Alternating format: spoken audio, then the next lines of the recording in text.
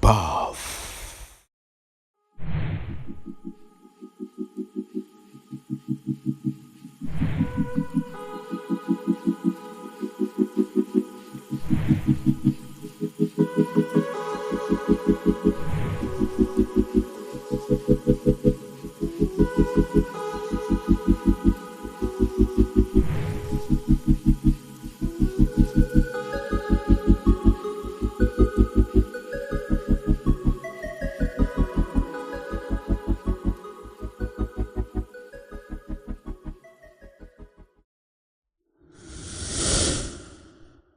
The Bath.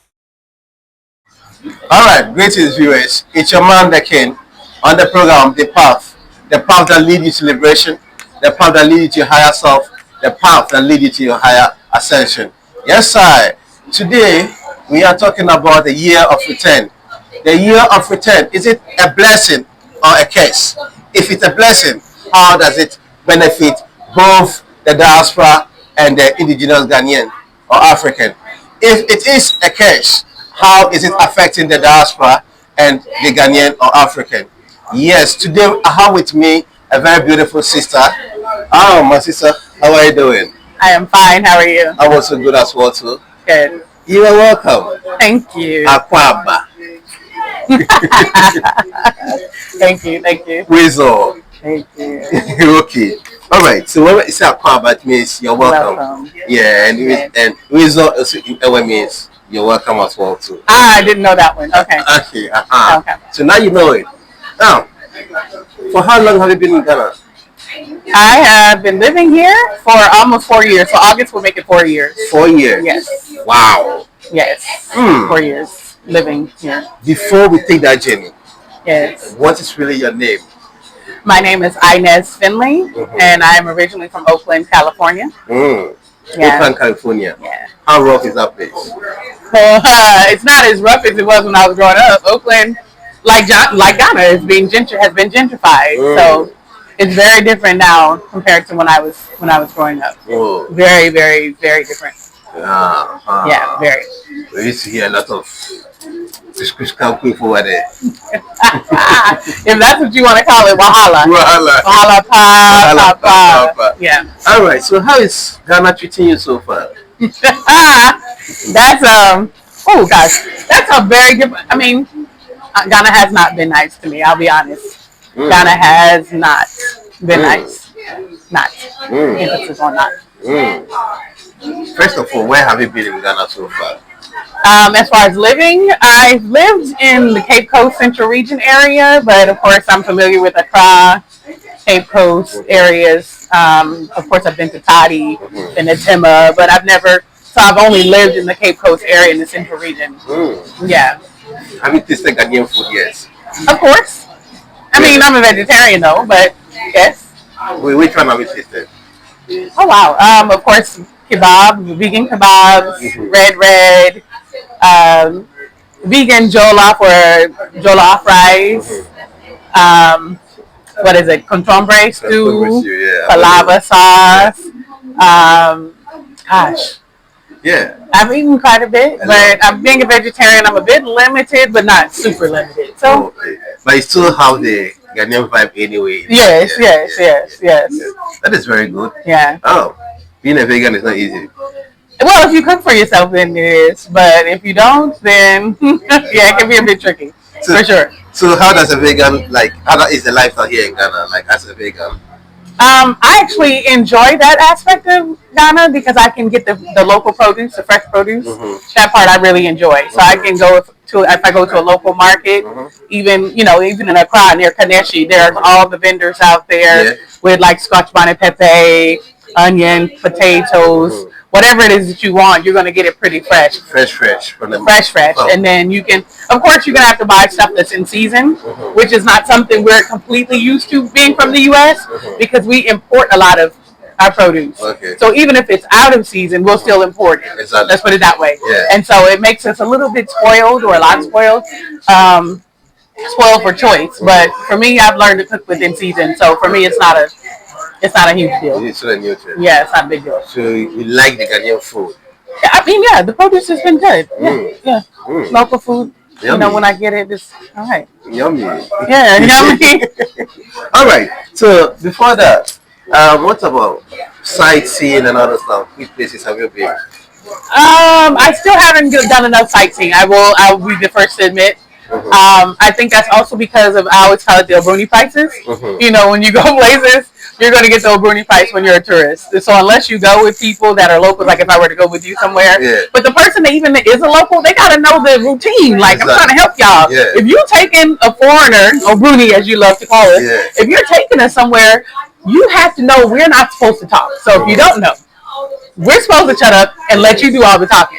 Not expecting you to add your prices in, though, and making something for your own self. But, you know, if we're going somewhere and, like, let's say we're going to Cockroom or Lee Falls or whatever, I'm not saying nothing. I'm going to be over here chilling and let you do your thing. You know what I mean? I'm not expected to talk until after. And you know what I mean? So sometimes I get really frustrated when I go somewhere and I'll ask someone, and I'll be like, so how much does it cost? But the moment they hear the foreign accent, it's a totally different. The price escalates. All right. So the year of return. The year of return. Is it a blessing or a curse? I think it depends on who you ask and when you ask them. I think for someone who has been coming before the year of return, I personally would say it might be a blessing and a curse to the Ghanaian people because you started to see more foot traffic. You started to see more people in general being open to the idea of coming to Africa, whereas before Africa was a bit of a taboo place or somewhere people didn't really want to come. And so that opened the door for a lot more diasporans to come, in which the local people, I feel, was able to fill some of that additional income. So I think that part was a blessing, but I think it was also a curse in the sense that in a way we were forced upon the people, in a way that people I don't believe was really ready for, let's put it that way.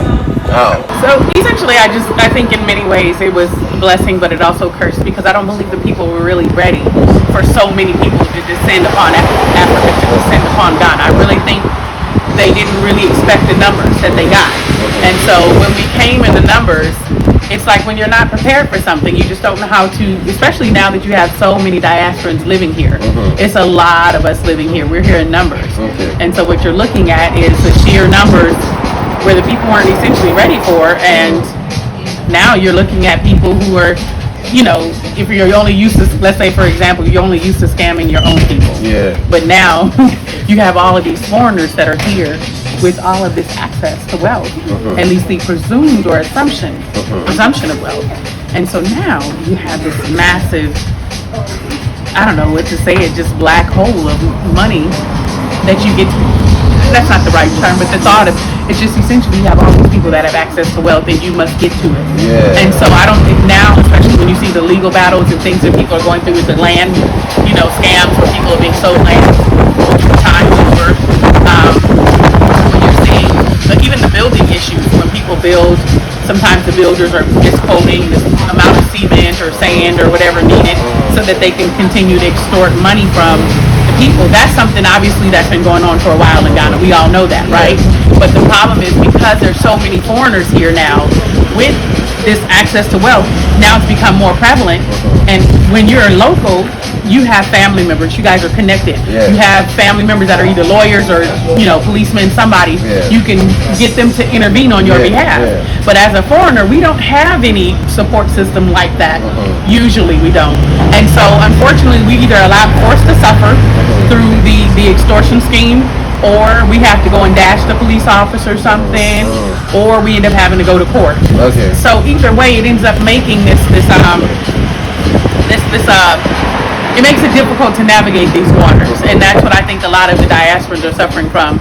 Is once we get here, how do we navigate all of these different? How do we navigate all of these different pitfalls that will befall us being a diasporan in a foreign country, and especially if you like me and you shipped your things here, then now you're stuck, you know. So now it's like, hey, I got all these problems and I go to this person and that person and no one helps me. So it it makes it very difficult. So in that way, I feel like it's a curse because I don't think the system was ready for this type of overload. So you think that they should have prepared enough? I mean, but the other side and this side as well. I mean, I think in life, I think in general, there's only so much preparation you can do. I don't think there's, a complete 100%. Yeah, no one's ever going to be 100% prepared for anything. I mean, that's like driving or anything else. As we would say in the States, happens. But in general, there's no accountability. There's no, being that there's no accountability, there's just unwillingness to do anything. The fact that police and other people in positions of leadership are used to being dashed. Literally, they're used to being dashed in order to do their jobs. And where we're coming from the West or other parts of we're not with that program. Let's put it that way. We haven't gotten with the program. Exactly. And so it's disappointing because then it becomes about who has the biggest wallet, who has the biggest pocketbook. And so that's not justice for us. We're not used to that. We're not used to that. Have you fallen a victim? Because you speak as if you have experience. That's you need the multiple series. Multiple series. Yeah, you need multiple series. Are you really ready for it? Yeah, they said they are ready. You need multiple series. We are ready for the series. Hey, Tell me about it. Tell me about it. Take us through that journey. God, where do I start? All right. Wait. So you've been to Ghana. You've experienced the petty stuff that you said it's a normal stuff. But which one looks more normal to you? Towards maybe you said your 4 years stay here in Ghana. To be honest, I think all of it is abnormal. I'm not gonna lie. Because where we're coming from, we're talking about it's not a perfect. Obviously, that's why I left there and moved to Ghana. But at least there's a certain amount of structure and there's a certain amount of respect for time. The court systems it's a trip because for us, we don't like the police. In the U.S., we don't. If you're familiar, we have songs like "Fuck the Police" and all these different things. Like we don't deal with the police where I'm from. So to come to this country where folks actually use the police as mediators, that's unknown to us. We don't. So to go to the police, and if you don't know this beforehand, what you're doing is going into a situation where I'm just sort of talking to you. And then when I walk away, nothing happens. But I genuinely think this officer is telling me he's going to do such and such. And I'm really believing that he's going to, if he says, oh yeah, well give me your number and such and such. He ain't planning on doing that because you ain't giving no money. So the challenge is obviously going to a police officer. So just for example, I have issues where I had a car. I still own the car. But unfortunately I had one mechanic take the car and kept it for 18 days and lied to me and told me that the car was inoperable, but I drove it to him. Like clearly I drove the car to him, it was operating. And so how did my car go from driving to inoperable? Clearly there he was lying, right? But instead of my car being inoperable as he said, he was seen driving the car around town. He was seen driving the car around and acting like the car was his. And when I went to go and retrieve my car, he refused to hand over my car keys. He'd even moved it from the area where I took it to him, drove it to him. And so what he would do is essentially just take the car. He would disconnect the battery terminal, take out small parts and all these other things, acting like he was really working on it. And then when he was getting ready, he would just stitch it back up and get back out there on the road and drive it around like it was his. And so I laugh because everyone's here obsessed with this boss suit thing. Shanta and made it popular for everybody. You call boss suit, senior man, chairman. So you're doing all of this and you're driving around in a woman's car. So it was like, okay, that was one guy. And then the car also, even to this day, only has 69,000 miles on it, like 69,200 miles. So it's not like an old beat up car. And I was getting regular oil changes from another fitter. Yeah, you guys call them fitters here. And I think after the third oil change, maybe third or fourth oil change, all of a sudden my engine started shutting off intermittently. And I was like, but I'm getting regular oil changes. Like these are things that are unheard of in the U.S. for us because one, we have insurance for commercial insurance for a fitter or a mechanic. So if he does something to your car, the insurance is supposed to come in and pay for those damages and possibly replace the vehicle because it's no fault of your own. So for me, I'm thinking I'm getting what we call regular maintenance, scheduled maintenance. And then all of a sudden my engine goes bad. And so when I told the car to him, he told me I needed to replace the engine. And I'm like, what? Well, you know what I mean? So I didn't trust him. Told the car to another guy. They turned out to be friends, which I didn't find out till later. And he kept up the scam that the other one was running. Ooh. So I replaced that engine, kept the other engine. And so the engine that I replaced it with the first engine was a factory engine, by the way. The second engine that I bought, that one spoiled within like 28 days of Which purchase. is this? 28. A new engine that you just bought. How? So Wait, are you the one who got to buy the engine yourself? no, so the mechanic himself procured. We're in Cape Coast, so he procured the engine for me. So I, as a customer, I have no access to come out here to Yeah. but you know how much engines weigh? Yeah. I don't. Yeah. I'm Plus, I don't have the capacity to do yeah. that. I mean, I understand cars, but I'm not doing that. So he did that. I paid him $25,000, which is unfortunate because that's exceedingly high, especially when you consider that you can almost purchase another car for that amount. Yeah. But I paid him $25,000, and within 1 month, less than 1 month, that engine also failed. So now I have two engines, and his argument was that I needed to buy another engine Again. because my engine only had 7-day warranty, and I was like, what? So I was like, do you realize how long engines last? So I was like, why would I buy? So I would have 3 engines. Shut it. So I was just like, okay, I'm suing all of y'all, and so now it's just. But the process takes years. You know, everybody has money, and I'm the outsider. But I went to each of these individuals and tried to have a dialogue about the situation. And everyone hears, oh, macho, exercise patient, madam, mommy, auntie. But the exercise patient get the problem solved. It never did. So so now that I'm walking, I've been walking for 2 years now. So the 19th of this month will make 2 years that all of this nonsense started. And so now that I'm walking and taking public transit, I hear Obruni money don't finish. I hear Obruni money don't finish all the time. And I was like, so this is what everyone believes, that when we are out here having whatever interactions we're having with people, when we ask how much does something cost, this concept that we just have all of this money. From where? But that's what I'm saying. Can you take me to the money? Where the rainbow or wherever it is? Like, can you take me to it so we can all collect some of this money? Like, I want to know where this rainbow or this unlimited supply of money is. Like, show me. But for whatever reason, it's like no matter what the cost, no matter what the loss, when someone creates these losses for you, you can bounce back. Like, you can go to America and just scoop it up like it's a little bucket of water. Just go fetch it Like we're just gonna go fetch water. We're just gonna go fetch water and pick that money up from there, and it doesn't work like that. So we need to educate people on how hard people have to work for money, just like you have to work for money here. Hold on a minute. With that, the money aspect, So this case, what did you do with it?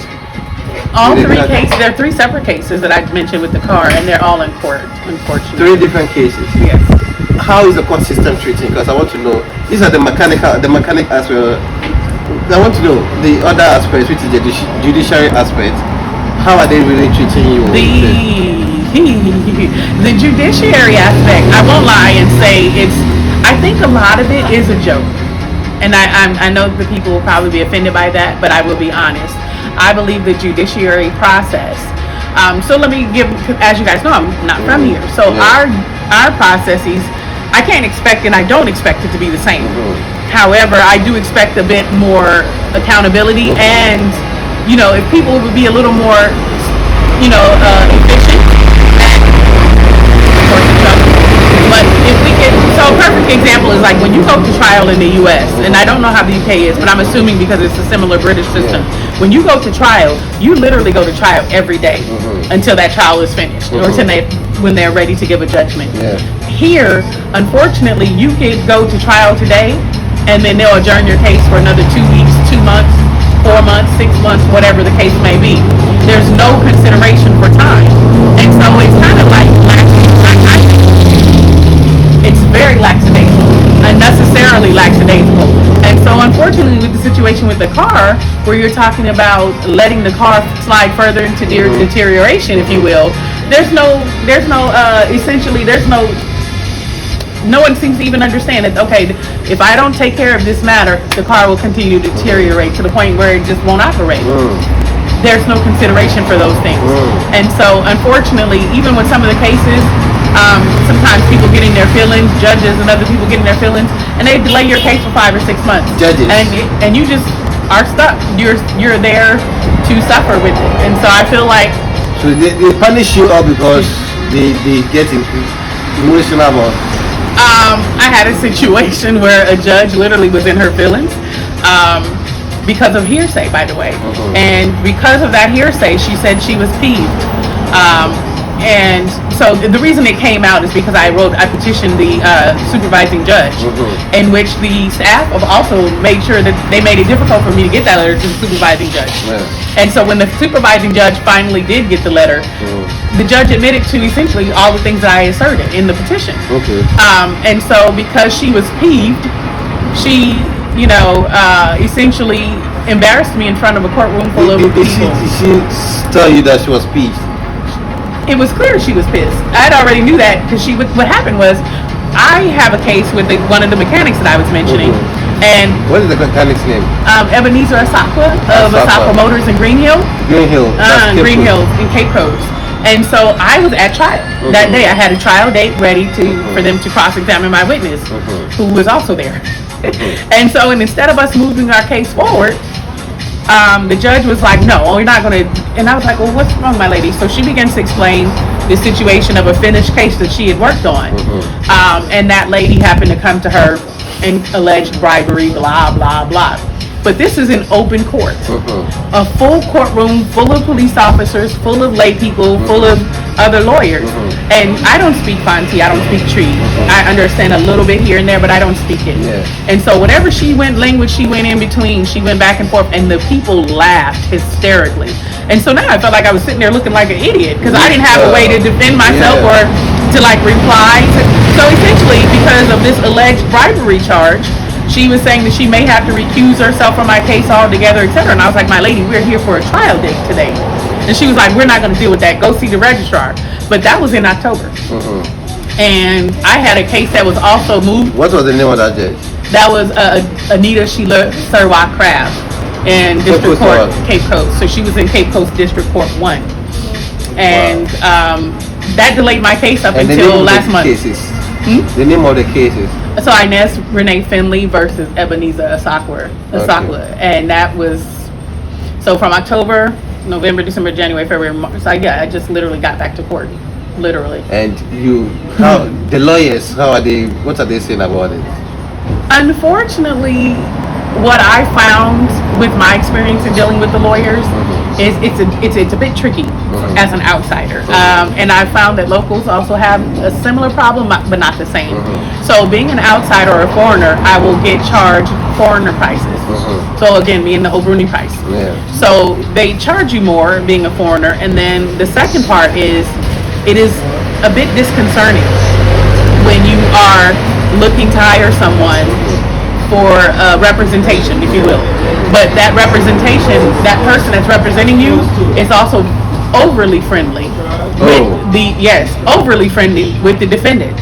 And you're like, so when stuff starts going wrong, you're like, okay, so am I paying you to sabotage my own case? Oh, okay. Now you start to see, like, okay, y'all a little bit too chummy. Like, I'm not feeling. So for me, I found that I had a lawyer who messed up on a couple of the documents, and that caused some serious delays. And I was like, you know what, Inez, you're good enough. You can do this by yourself. And so it was easier for me to, and I had already been doing the paperwork myself anyway. So I was just like, you know what, screw it. It's just better. Which lawyer is that?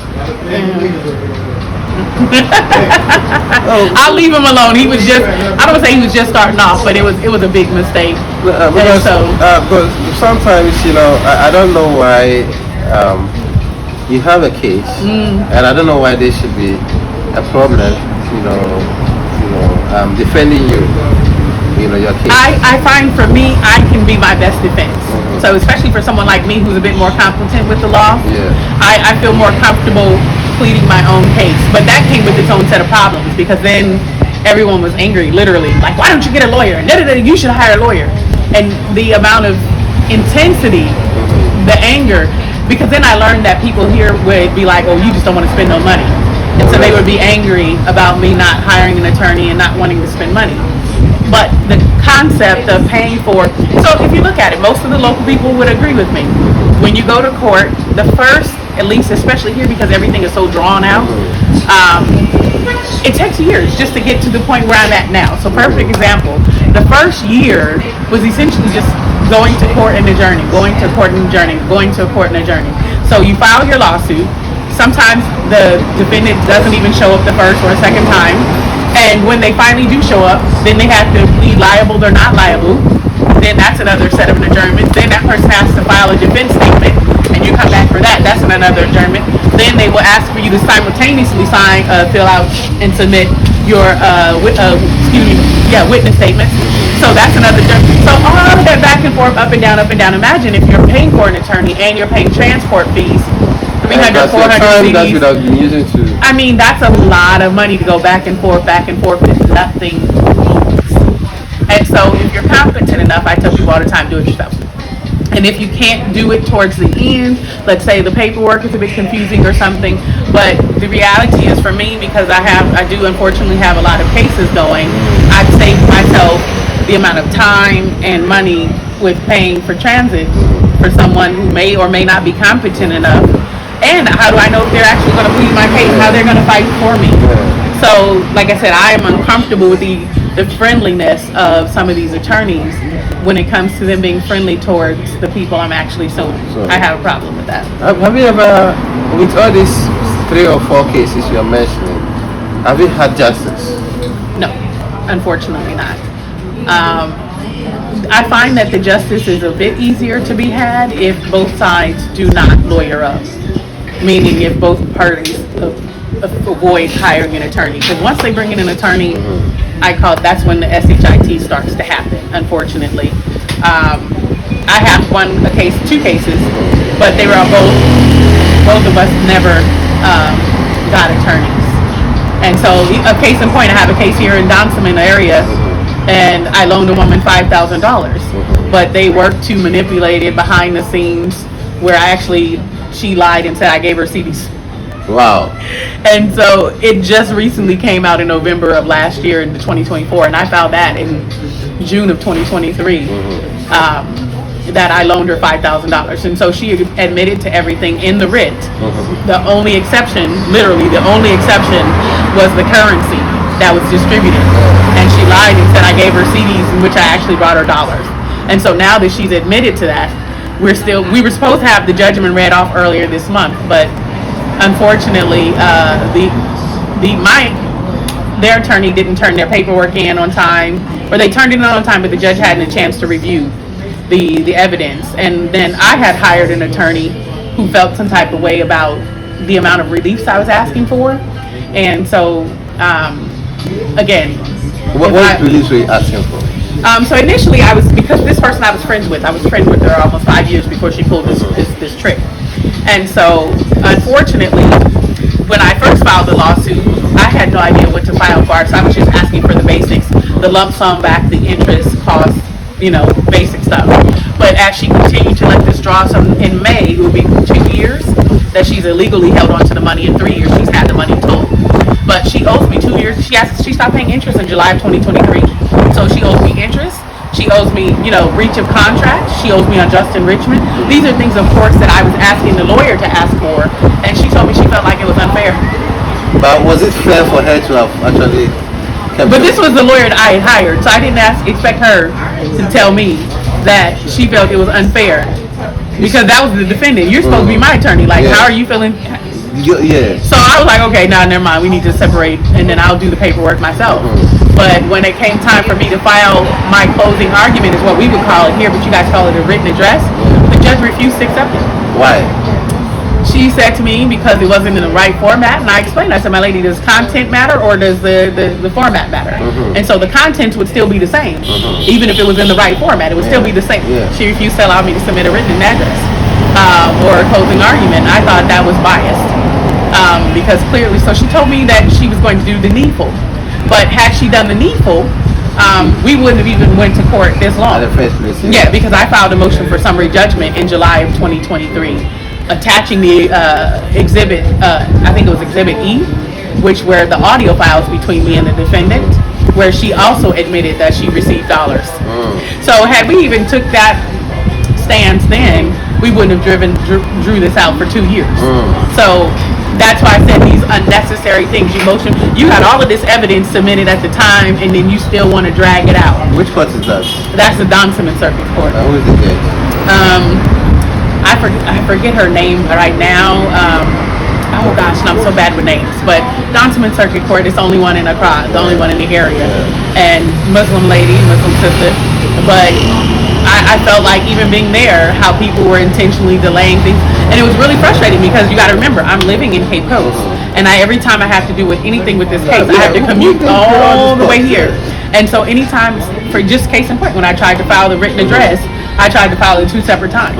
Commuted all the way 4 hours or more from Cape Coast to try and file it, and both times I was refused. And so it's like disconnect where they're thinking, oh, they're acting like I'm just down, like I'm over here in Jolu or I'm in La Paz or something. No, I'm all the way in Cape Coast. Like why wouldn't the content still be the same if it was in the wrong format? And you know I'm a lay individual. So I was doing all this paperwork myself anyway. I hired the attorney in the end when I realized they weren't, and they're still not listening to me. So in the end, when she's talking about she's going to do the needful, and I'm like, so the attorney was saying that I had hired, she essentially said that I could not make these pleadings for the breach of contract or the other. So it made me go through my paperwork that I already had. And one of the judge who had given me a judgment on admission in the case, he cited a case, I forget the name of it, but what essentially it said, it was guided by the principle. I remember it was versus G-Rock refrigeration or something like that, but essentially that they were guided by the principle that even though you as a plaintiff did not plead for certain things, meaning you did not request certain reliefs in your writ, it doesn't mean that the court cannot award you them if you were you qualify for that. And certainly I qualified for breach of contract. The defendant failed to pay the money back within a certain time, and she stopped paying interest. Those are clearly breaches of contract. And then unjust enrichment. So she's admitted to the court. She tried to pretend like, oh, woe is me and I'm suffering, old businesswoman who do. So we went to court, and last December she admitted that she had 5 trucks. She had 8 shops. Wow. She had warehouses and employees. So she was like, and there's no intent to deceive. And I was like, okay, so why don't you give me my money back then? You know what I mean? So you have 5 trucks, 8 shops, warehouses. Where's my money? You know what I mean? Yeah. So I was like, that's breach of contract. You took the loan from me, grew your business. I'm like, that's breach of contract 101. Why would I not qualify for breach of contract? And so that's why I said all of this, not, like I said, again, unnecessary when you consider I filed for a motion for summary judgment and had all of this evidence submitted, but here we are almost 2 years later, and I still don't have So all the cases are still going. So none of them has been judged or... So one had just been judged recently last week. I had a break-in the place that I'm in, and unfortunately the thief is a juvenile. Okay. And so he, I believe, is 17 now. But when it happened, I believe he was 16. And so they kept, I find it really, I think it's insane that they focus so much energy on him being a juvenile. Because he wasn't a juvenile walking around with no shirt on in somebody else's house, like he's a big man in someone else's home. How did that become important? You know what I mean? How did his school and all of these other things, how did any of that become important? Because he was in my house. No key. And he's not a friend, family member, none of that. And I never gave him a key. So it turns out he had a key to my place and he'd been coming and going. How did he get it? Unless they're handing out keys with Jollof or Wache, then how did he have I don't know. So and then of course the landlord said she didn't have anything to do with it, but I didn't give him the key. And I'll be 47 in a few months. I've never had someone have a key to my house that I didn't give a key to. You know what I mean? So how does these things happen? And of course I took it to the police, and the police found a way to mess everything up. But even with the police not submitting all of the information to the judge, what I found was baffling was that the information that I submitted and explained to the judge, the sergeant also corroborated my story. Sergeant Tete also corroborated my story. So when it came time for them to cross-examine the thief, The thief was found to lie because in his statement he said he had found the key in the area called Raffia, something like that. And then when he got cross-examined, they asked him where did he find the key, and he said on the veranda. So which one is it? You know what I mean? So he consistently lied or perjured himself, if you want to use a legal term. He consistently perjured himself, but somehow the judge would rather believe him over me, and the sergeant corroborated my story. I don't understand why is it my story and the story of a sergeant had no weight compared to the weight of a thief and a liar. I still have trouble understanding that. But people focus more on him being a child, which does, like I said, you're a big guy when you walk in. Do you know how much balls, excuse me for using that term, but do you know how much balls someone would have to walk into your house with a key, no shirt on, like you own the place? Yeah. And then when you get caught, now you want to act like you're afraid. Where was that fear? That's a very strange. Where was that fear when you were? I mean, I got the video walking around. Okay, you have it on camera. Yeah, he was captured on my CCTV camera. Wow. Yes, and so that information was submitted to the judge along with. Yes, they said yes. So that's why I said it's insane that if he didn't take it, then who did? If he didn't take the money, I mean, unless y'all got Casper or something, I don't know what y'all get, like no Casper the ghost. But unless y'all got some other type of ghost or something, we need, some juju or some special stuff that I don't know about. Then who took it? Exactly. You know, that's all I'm saying is if he didn't take it, who took it? I live alone. I don't have guests in my house, so where's the money? It doesn't evaporate. Yeah. And if you don't know, even for someone like myself, you don't lose 30,000 CDs like that. No. You don't lose, even if I paid rent for a whole year, I'm still going to have a bunch of money left over with 30,000. So like I said, they didn't track the people's movements. They didn't take me to look inside their homes or their workplaces to find because I'm certain that the items that they had been stealing from me and transporting them to town in the pantry is what the boy was saying. They've been taking my stuff to sell it in town. So I was like, so that's how it is. Essentially, it feels like the police and the court systems essentially work together. On what basis? So the boy had counts 1 through 3, which was breaking and entering and stealing certain items. He pled guilty because he had to. Because the camera captured you on, caught you coming in. But he didn't, so what happened was, in the presence of his family, his father and mother, he said he took the money and he took the items.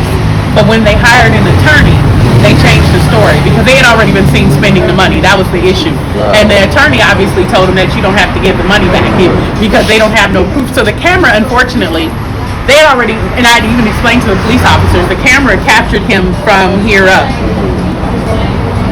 And I moved the camera because someone had came into my house and unplugged the camera.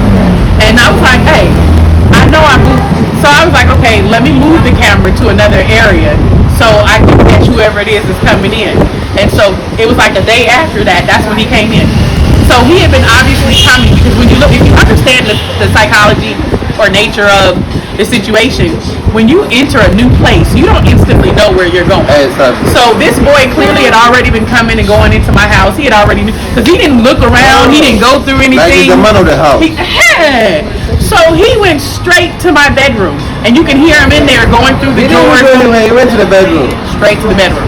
So that lets you know he had already gone through all the other stuff in the other parts of the area and found what he wanted was in the bedroom. Because I had just moved in, so most of my stuff was still in boxes. So all the good stuff was in the bedroom, and that's where he went to and kept his. So when I say they stole so much stuff, they refused to update the list of items that I explained were stolen. So I was like, so you mean to tell me you think he came in for a whole month and the only thing he took was earbuds and a phone charger? I was like, come on. I was like, even for a regular Ghanaian, they're gonna say, oh no, he went shopping. This was Malcolm, this was ShopRite, this was Hisense. He went in there and got what he wanted. So you mean to tell me you really think that this boy, him and his family only came in here to Charlie. So how do you feel with this? I genuinely, I feel wounded. I feel like I'm back in the States. I feel, I came here because I wanted to put the war behind me. Being from Oakland in the Bay Area, we had a lot of pain growing up, especially myself. And I wanted to put that behind me. I wanted to move forward. And I really believed I could. You know, I shipped my stuff here. I was serious. You know, I was like, I'm going to make this work. And I couldn't be further from the truth. So now it's like, how do I pick up the pieces? And to me, the only way I thought I would be able to pick up the pieces is by, at least, if I didn't get any assistance from the police, my last resort is the judicial system. And that is proving, yes, proving to be more of a joke than anything. Because they would rather trust the word of a thief and a liar than the victim. So like, what really moved you to Ghana? Was it when you wanted to do business here in Ghana? When I moved to Ghana? Well, at the time, like I said, there's a lot. I'm from Oakland, California. And as you know, Oakland, let me see. I can count on at least both hands. I mean, Jay is from Oakland. So there's a lot. When I said there's a lot of us here, there's a lot of us here.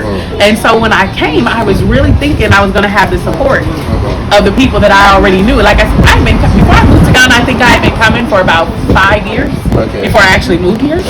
So I think for me, I was romanticizing this idea, one, of getting out of Babylon, and two, having the support system that I realized later on didn't really exist. And so it's a scam. The system is a scam. I definitely believe it's a scam, for different reasons, but I definitely believe it's a scam. I feel isolated as an individual, not so much isolated because where I am, there's obviously a lot of people. But when you talk about isolation, as in far as me being an outsider, it's clear that everything I feel, it becomes about me being a foreigner, and then I am in your country. Everyone reminds me, you're in Ghana. You know, you're not American. You're not here. You're a foreigner. So yes, in that regard, you're reminded often that you're an outsider. Yeah. So, with the justice system, do you think you're getting what you deserve? Absolutely not. Absolutely not. The sheer fact that it's taking this long just to get to where I'm at, and I'm just now starting to cross-examine the defendants, it shouldn't have taken 2 years to get this far. It should not have. Absolutely not. It's not a case that should go down. It should not have taken this long. It's like a minor cases. Well, and the fact is, you have all of this evidence that is submitted. When you're looking at from the perspective, because here, whatever you submit for your witness statement is what they use as your evidence in chief, essentially. And that information was submitted for most of these cases. That was submitted almost, at the end of 2023? You know, so a lot of it just became months and months of delays. The attorneys finding ways to delay the cases, talking about they're sick and all of this. It just turns into this you know, I call it professional time wasting. You know, they become experts in wasting time. Not Ghanaian time this time around. Not goddamn time. Professional time wasters. What other cases do you have going on that is really stressing you out? The cases, the cars is the biggest, is because the car is essentially a giant metal paperweight because it's such a valuable item and it's just useless now. But then I have but you need your car back though. Obviously, I've been walking for 2 years now. So I mean, obviously, thank God I'm still fit enough to walk. You know, but who wants to spend all that money for something and then can't use it? Exactly. You know what I mean? And what I do fear right now is I fear that the judges will not find them completely liable for the things that they are liable for, and because so much time has lapsed. When would they actually be forced to fix those damages? Because had they been forced to fix these items in a timely manner, then we wouldn't be talking about we wouldn't be talking about 2 years of time wasted. We would just be talking about a few months, because now we're talking about such a large amount of time. Time has lapsed. Now you're talking about the intentional degradation of a vehicle, because now you've intentionally let it deteriorate, and that's a totally separate issue. But the other cases, one, I had a place where I moved out of and they never paid me my security deposit or returned my security deposit and the cost of installation of some items that they couldn't afford when I moved in. And I was like, okay, well then just pay it to me when I move out. And of course, while I was there, he kept squeezing me. The landlord kept squeezing me for more money. And I was like, look, man, I'm already paying you an exorbitant amount of money. Opening prices, I always crack jokes about it. And then he was just a nuisance, you know what I mean? And then when he didn't get more money, Then he turned off my water for 12 days, intentionally locked off my water for 12 days. Wow. And when I went to the PURC and the water company, nobody made him turn my water back on. So I was like, so what are you, God now? You get to just turn somebody's water off? So he was a nuisance. He even brought a police officer and a fake rent board to my house, demanding entry into my home. He was just an utter nuisance. So I've been waiting for him to give me back my money for the deposit and the installations. So that's a whole nother case. One of the landladies when I first moved here, she wouldn't stop trespassing and damaged my plants. When I first moved here, I used to have a lot of plants, and I love flowers. And so I had a lot of plants that I brought with me from the U.S., and just she wouldn't stop trespassing. And they came upon my porch or patio that was a part of my rental, moved all of my flowers around. And unfortunately, when they left everything out, they just left them sitting in the sun, and a lot of them died. And so that was an issue. And then, of course, I have the civil case against the family because the boy was never found guilty. So I have to try and recover my money and my things through the civil case. And then because of all of the nonsense that went on in Court 1, they literally took my case and moved it to Elmina, which is the next town over. But Elmina, if you don't have a car, transport, it's hard to get to. You know, and so I don't have transport anymore to get over there. And then because the family has moved out of the building, because we all lived in the same building, that was part of how they broke into my house. They are no longer there. And so I have no way to direct service for the bailiff. So, and when I contacted their attorney was saying he wasn't going to work this case for them, the civil case. And I'm like, okay, so how do I serve the people? And even when we had this case, I filed the case in September, but this is how long it's been going, and they've been evading service. They've been evading service this whole time. So it's been a really big challenge trying to be here, trying to live here, when people they won't leave you alone. I don't know what it is, but they won't leave me alone. So justice hasn't been served to you. No. You've not felt it. No. Hasn't been served to you. No, I did not at all. At all. Do you regret coming to Ghana? Honestly, yes. Because of all of this things. Because of all of these things, I made a huge investment. That cigarette is really bothering me. I made a huge investment coming here, and I banked too much on the support of people that I knew one person I knew since I was a little girl, and just expecting the entire community to be behind me, the way I sort of was behind them, not sort of the way I was behind them. And that didn't pan out. And so, as we would say in the States, we'd be like moted, which is simply means like psych, or I don't know how if you guys have a similar thing, but like you expect something, but it doesn't happen, you know. And on expectation of being met. Yeah, having an expectation. So yeah, it's like fooled you, you know, like I made you look. So for me, I shipped my stuff here, and so that was a huge investment, banking it all on coming here, building Investing here. investing here, trying to get businesses going, trying to do all of these things, and just nothing ever took off. And of course, a lot of that has to do with not having a support system. You know, when you come to any country, you're going to need certain things to help you integrate properly. And when you don't have those things, it and sometimes does fall apart. You know, if you know Chinua Achebe's book, when things fall apart. So for me, I'm holding on by I'm holding on by a string. You know, it's not easy. So it's definitely not easy. You would want to go back to America. Yes, run fast. I mean, I wouldn't want to go back, honestly, in many ways, because America is just insanely expensive. You know what I mean? And aside from the violence and all the things that I left or thought I left behind. But here, because people are just constantly looking for ways to chop money, always looking for ways to chop money. It doesn't make you feel it doesn't make me feel, not so much even welcome, but there's always going to be a problem. There's always going to be something, like, let's say this tripod is here, and let's say one of the legs spoil on it, or for whatever reason, anything spoils with it. you go and get that fixed, and then someone will find something else to break, so they'll fix that. So it's constantly, you're paying for Never maintenance. It's always going to be something that you have to pay for, and oftentimes it's because the person creates that fault or that issue themselves, so that you keep coming back to them, And then they want to account for it. and they won't be responsible for it. Oh, fuck you, sorry, oh, As soon you as know. they fix it. And then again, the concept is, oh, burning money don't finish. So you can afford it. So, oh, you don't need, like literally, I've been told, oh, you don't need the money. Oh, that's, wow. So when people have that mindset about money and being wasteful, it makes you a bit of a target, you know, in dealing with these things. So all of this is traumatizing you. oh, traumatizing is an understatement. Wow. It's an understatement. Yeah.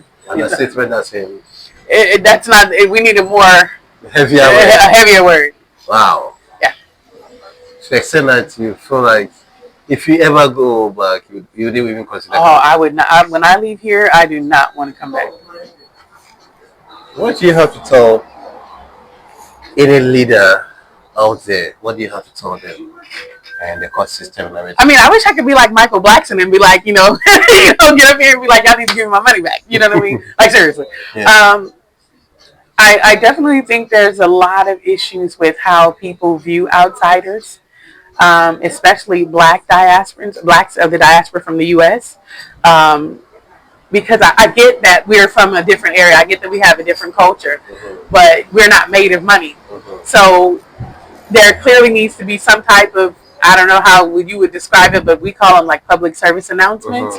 But it's a bit late now too, because you're talking about how many people have been here since 2019 and some even longer. And you're talking about a culture of just sort of extorting people for money, whether it's for land, whether it's for cars, whether it's for anything.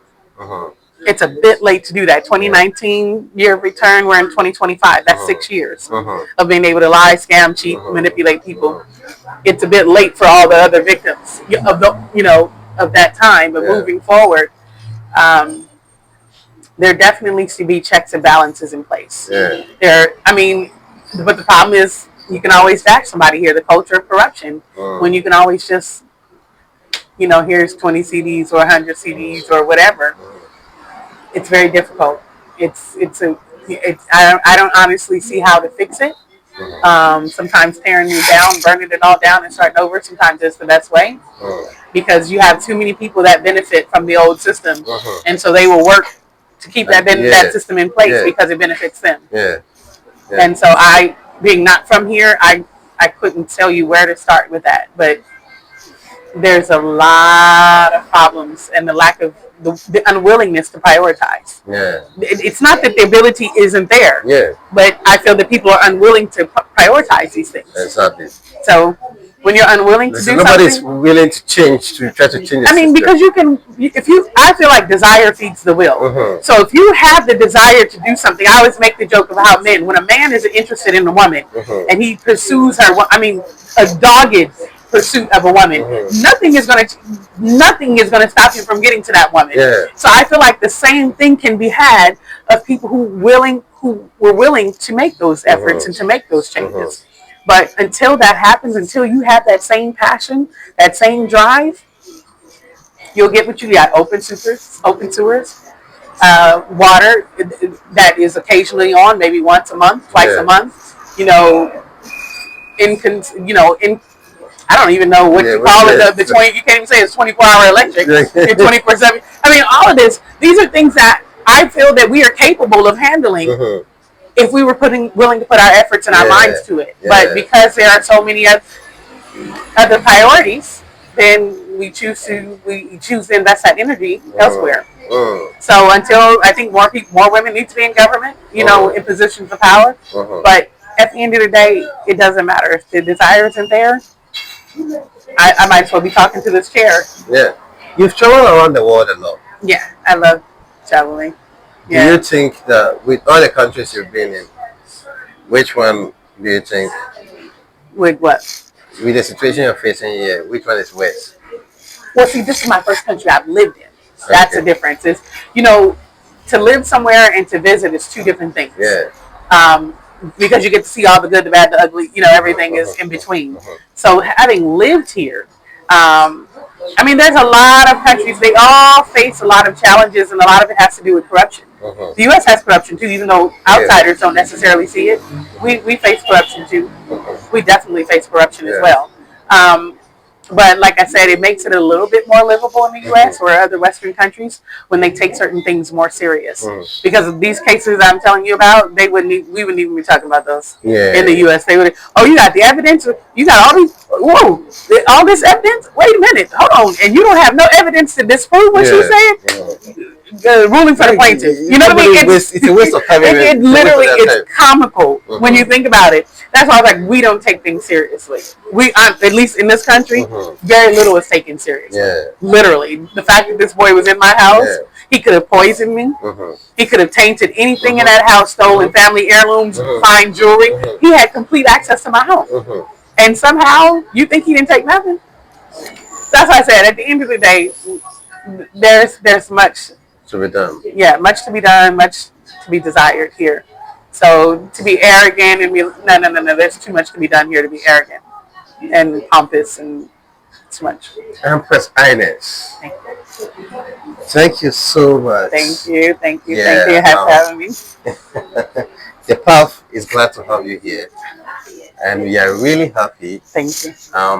We wish this would have taken another 10, and not this 10. It would have been talking about something more happy, like karaoke or something boring.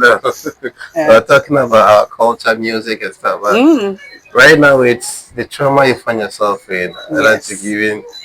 I'm able to enjoy all of the things that the country has to offer due to the tainted part of the reality of the system. Yes. So, we are glad to have you. Thank you. And Thank you. we will always see what is the best and put the story out there for the world to see. We'd have wished that the year of return would have put into consideration some of these things and actually educate the people that look, the diaspora is coming. There are lots of differences, and we need to do this and that and that, so that we will meet each other halfway, so that blending in will make it very easier. Sometimes I feel like this kind of situation, if we don't take care, it will lead to what's happening in Liberia, where the diaspora community, and also the natives, because it's build up. It's a gradual build up. Some of this is build up small. By the time you realize, it's or even an Idi Amin. I mean, we wouldn't want to get ran out. After we've come here and invest, because that's what it feels a lot like. Like we're waiting for them to come and invest and build up the country, and then once we get ready, then because you're not being treated like a family. No, not at all. See, you're not being treated like a family. So it's one of those things. So we really need to see how best we'll go about it. But regardless, we still live. Inez herself, Empress. Thank you for coming. Thank you for having me. All right. So we'll see you at the other side. On the other side. Yo, viewers. So you heard the lady. She's really hurt and disappointed in the very system we find ourselves in. I always say the year of return, is it well planned or it's not well planned? She has given her side of the story. We don't know about the other people. And if they want, they can always drop their comments so that we see what we can do. Don't forget to like, share, and drop your comments for us to watch. Bring you more stories. Alright, I still remain your man, the king, and I'm out like that.